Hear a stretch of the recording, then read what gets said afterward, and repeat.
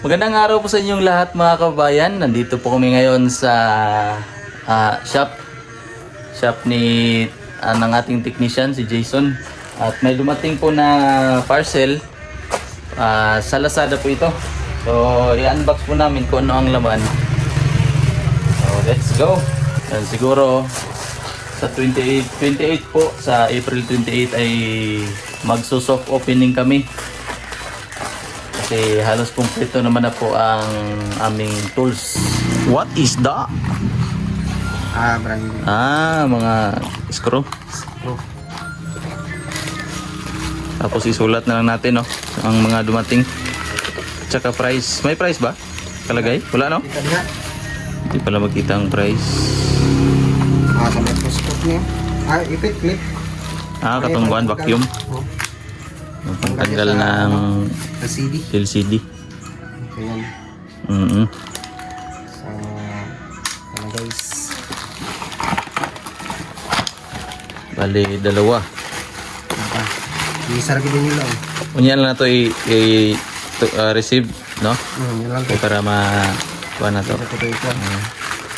Mawala man. Wala. Pangalawang item. Pangatlo. Ito yung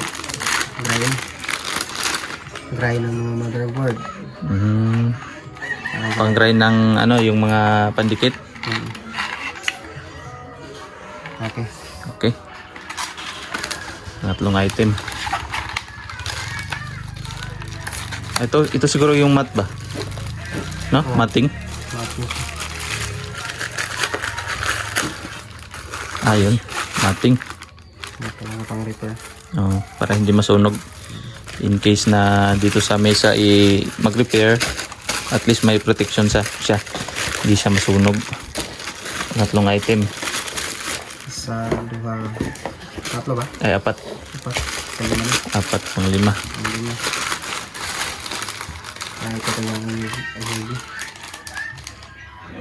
Pandikit. Pandikit. Then soldering lamp yung Para sa UV. Fast dry. Resist oil.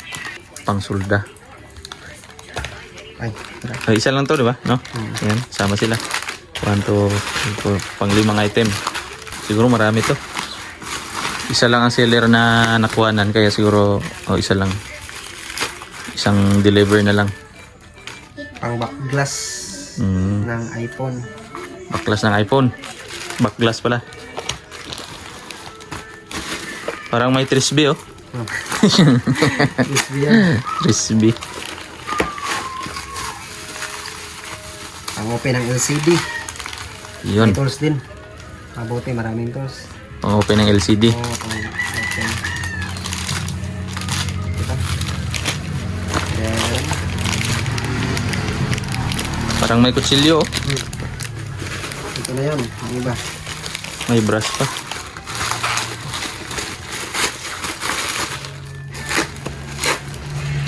Ito yung glow remover. Glow remover. Umiikot yan, oh. Electric. Ayos. Wow. Yun, oh. Oo, umiikot. May lakas. Pwede pa hinaan, pwede pa lakasan. Nice. Ito yun. Ang adjust. Microscope to, Tatlo. Tatlong microscope. Nako. No, ito po mga kababayan, bali na triple po ang order.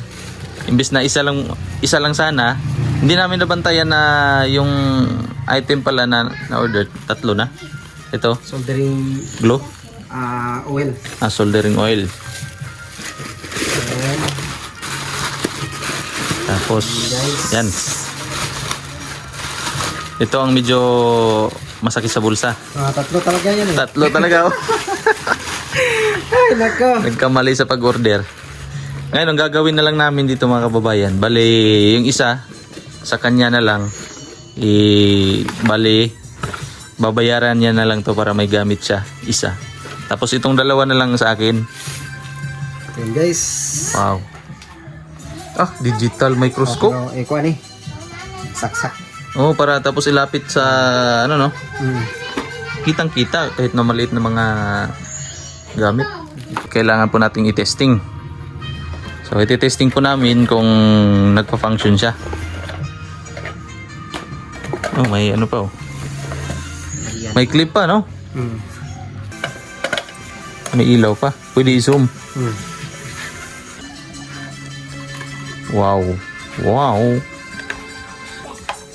Tingnan natin ang pinakamaliit. Tingnan natin. Tingnan natin kung makikita ba yung mga pinakamaliit.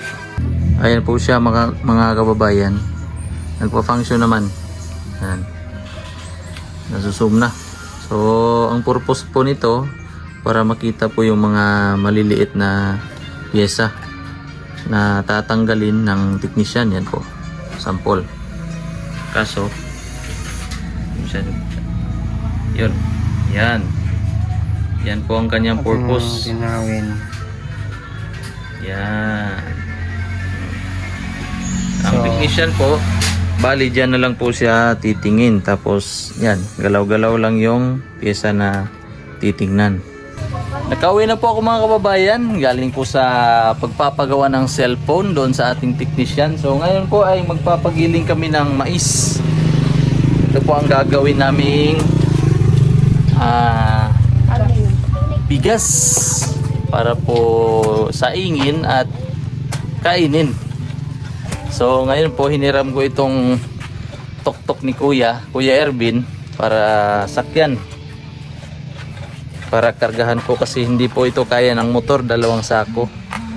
So let's go, samahan po ninyo ako mga kababayan ngayon papunta doon sa gilingan ng mais. So let's go. Kasama ko po ngayon mga kababayan si Mama sa pagpapagiling ng kanyang mais na gagawing bigas. So samahan po ninyo ako at ipapakita ko po sa inyo kung paano ang proseso ng paggawa ng bigas. Tinitimbang na po yung mais na ipapagiling ni Mama. So makita po ninyo ngayon kung paano at ano ang proseso ng pagiling niya. So papaandarin yan ang machine mamaya doon. So ipapakita ko po sa inyo.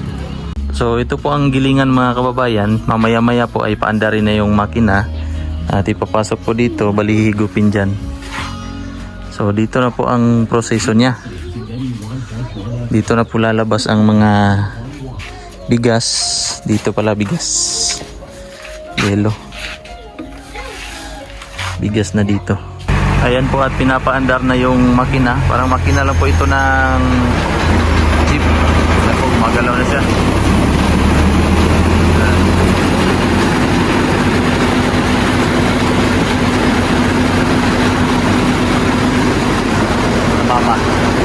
Mama si Kikang, si Monique. So ito po ang kanyang galaw dito sa loob. Ito na po, malabas na yung mga mais. Napino na po siya.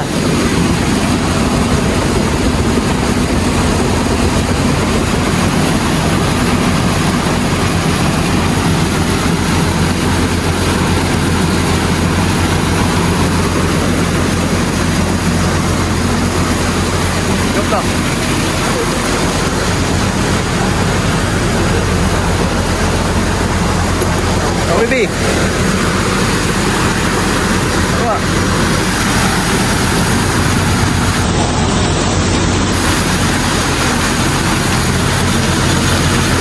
Ayan, i-open yan.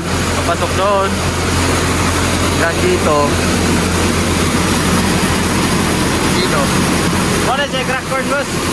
Mana, balik lang crack corn na siya.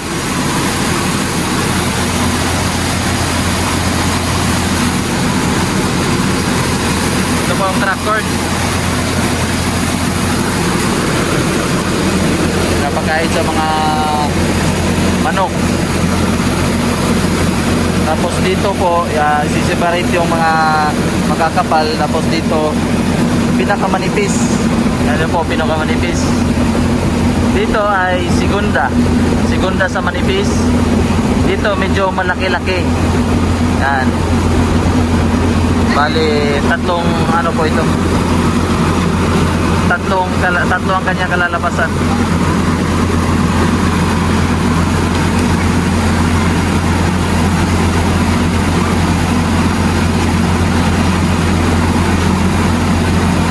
At dito naman po banda mga kababayan ay tahong or yung feeds na pinapakain sa manok, saka baboy at mga tilapia. Dito po yan lumalabas. Doon po. Yan. Yung mga tao po na binibenta sa palengke, sa mga tindahan, galing po yan sa mais at sa mga palay.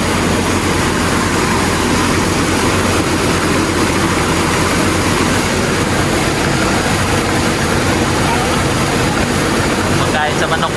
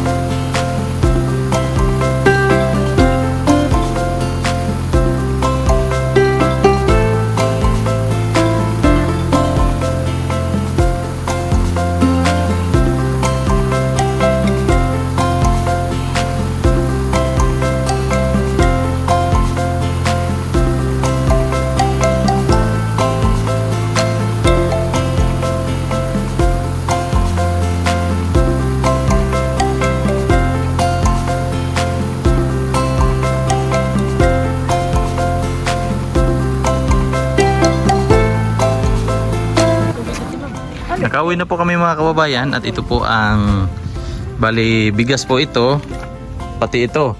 Ito po ay medyo malalaking bootleg ng bigas at ito medyo maliliit. Tapos ang tahok na para po sa mga hayop, sa manok, tsaka pwede po ito sa mga baboy. At may bali apat po ito na klase. May mga pino pa po talaga, tinatawag na tiktik. At may isa pa, binlod.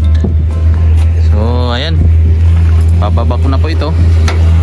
Si Mrs. siya dadala.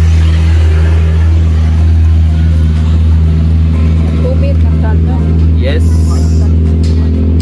100.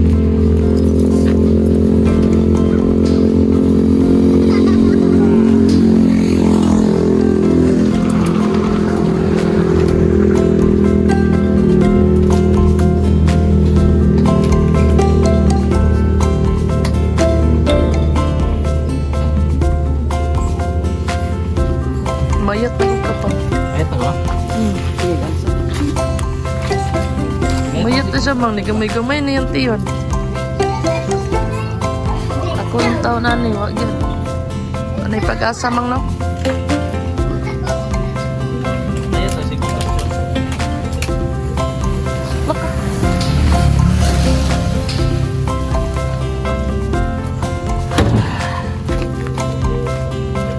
Bugas mais lang daw ang ibuga sa handa ay sa birthday ni Kikang Pang.